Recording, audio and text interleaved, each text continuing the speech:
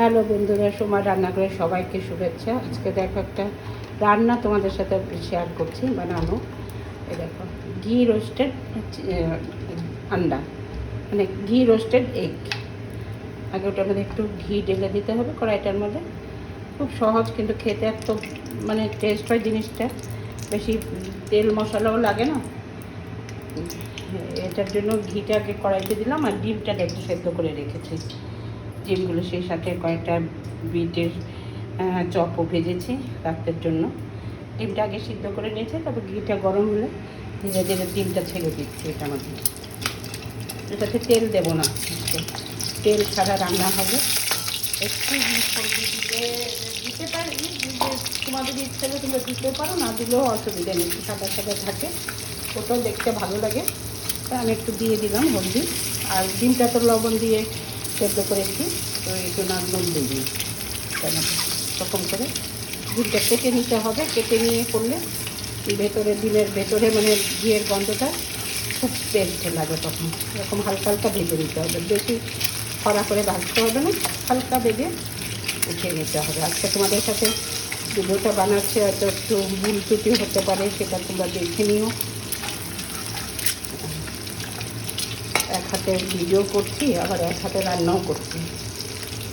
কিছু না, একদম সিম্পল একটা রান্না, কিন্তু এত টেস্ট খেতে হয় জিনিসটা।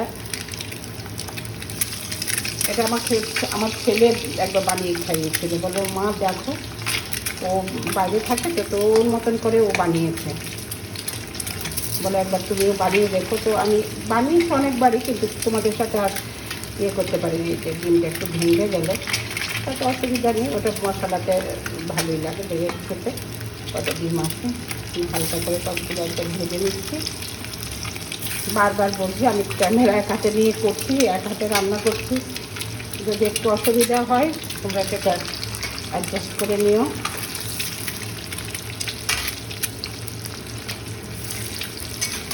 এই হালকা ভাজা, এই ভাজতে বেশি কড়া করে ভাজতে হবে না, ডিমটা হালকা ভেজে উঠে নিতে হবে। এত সুন্দর একটা গন্ধ আসছে, তোমাদের কাছে আর গন্ধটা বোঝাতে পারছি না। এটা এটা বেরিয়ে গেছে, কিন্তু ও করে ডিমটা সিদ্ধ করতে গিয়ে আমার হাতে থেকে গেলে একটু ফুলে গেছিল। আজটা এখন একটু কম করে দিচ্ছি। ঘিটা তো গরম হয়ে গেছে, ডিমগুলো ভাজা হয়ে গেছে। একদম হালকা ভাজতে হবে, বেশি ভাজলে ডিম আবার একটু কী বলে শক্ত হয়ে যায়। সেই জন্য একটু যেগুলো খুলে গেছে ওগুলো হাতে পরে অ্যাডজাস্ট করে দিয়ে দেবো। এখন ডিম কাটাতে এক একটা খুলেও গেছে। আর ইচ্ছে করেও করেছি, কারণ আমার বরকে আবার পরের শরীর ভালো ছিল না, তো ডাক্তার মানা করেছিল ডিমের কুসুমটা না খেতে।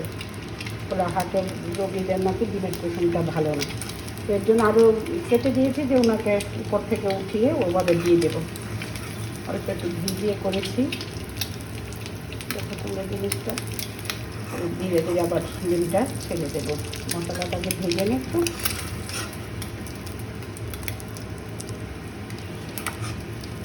কিছুই না, অল্প একটু ঘিতে ডিমটা ভেজে নিতে হবে।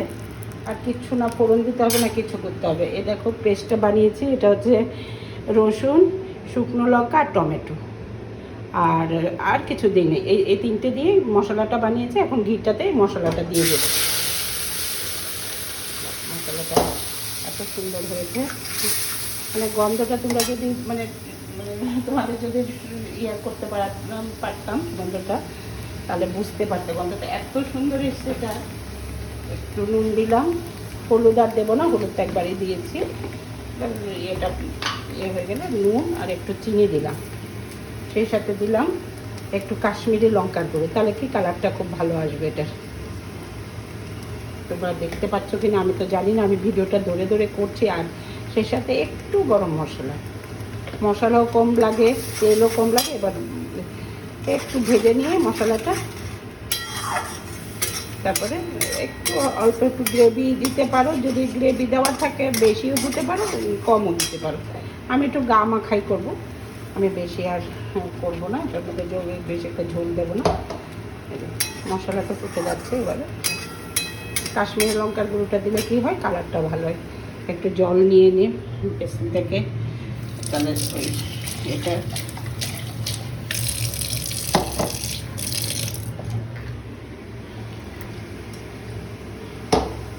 জল নিয়ে দিলাম, ওটা ধুয়ে একটুখানি জল দেবো, দিয়ে ডিমটা ধীরে ধীরে ছেড়ে রেখে দেবো। সত্যি বন্ধুরা, তোমাদেরকে বলছি তোমরা একবার বানিয়ে দেখো, এত সুন্দর একটা জিনিস এটা। মানে অল্প সময়ের মধ্যে কিছু মানে তেল মশলা কিছু ছাড়া অল্প একটু মশলা দিয়েছি, দেখেছো তো তোমরা।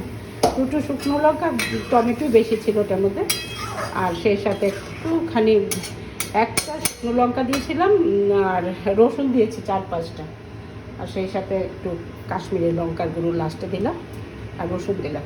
এখন ডিমটা ধীরে ধীরে ছেড়ে দেবো। তাহলে কী হবে, ঝোলটা হতে হতে বয়েল হতে হতে ডিমটার ভিতরে এটা ভালো করে এটার স্মেলটা চলে যায়। এটা তোমরা রুটির সাথে, পরোটার সাথে, ভাতের সাথে, যেভাবে গরম ভাতে সব কিছুতে ভালো লাগে এটা খেতে জিনিসটা।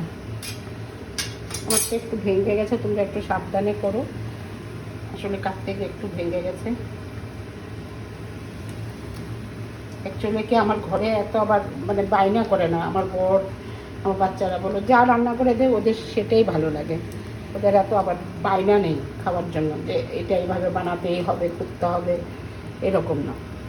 ওদেরকে আমি যা বানিয়ে দিই সেটাই খায়।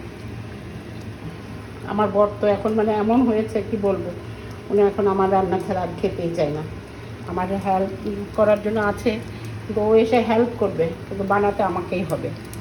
মাছ মাংসটা দেখ কেমন সুন্দর হয়েছে জিনিসটা, এত সুন্দর একটা জিনিস, কিচ্ছু লাগে না, না তেল মশলা বেশি লাগে, তেলও দিতে হয় না, বাস ঘিয়ের মধ্যে করলাম জিনিসটা। এবার হালকা করে ওটাকে বয়েল হতে দেব।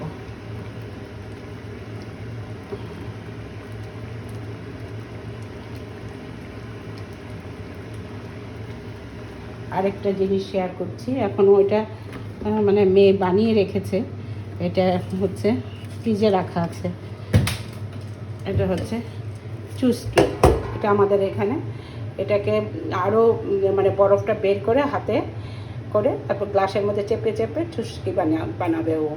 এত সুন্দর বানায়, যদি পারি রাত্রে যদি শেয়ার করতে পারি অবশ্যই করবো, নাহলে তোমরাও বানাতে পারো। এটার মধ্যে কিছু দিতে হয় না, রোয়াবজা দিয়েছে, তার সাথে একটু জল মিলিয়েছে, একটু বিট নুনের গুঁড়ো, একটু জিরার গুঁড়ো, আর দিয়েছে একটু চিনি অল্পই দিয়েছি, কারণ রোয়াবজাটা তো একদম